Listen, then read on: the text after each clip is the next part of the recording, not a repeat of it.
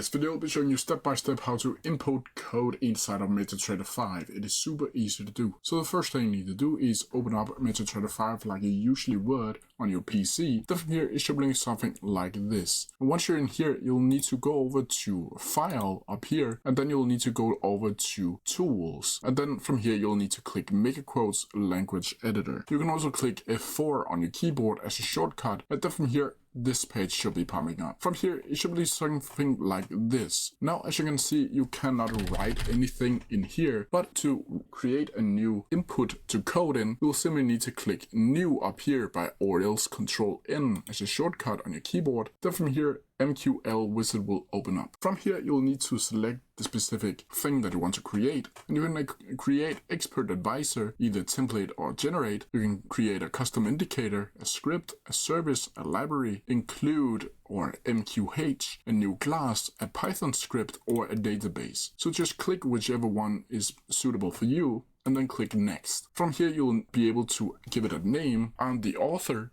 and then add a link to it down here. You can also add parameters if you want to do that by clicking add here. And then you can add an input if you want to do that and click finish. Once you do that, it should bring something like this. And now from here, you can start coding or paste in your code. Once you're done, you'll simply need to click compile up here or press F7 on your keyboard.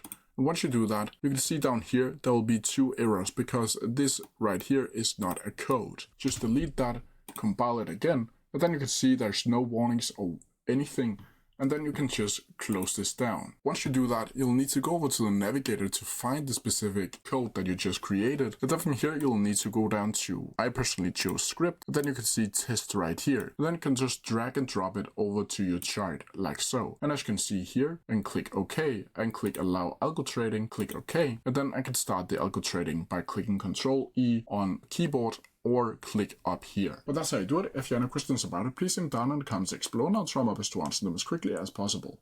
See ya!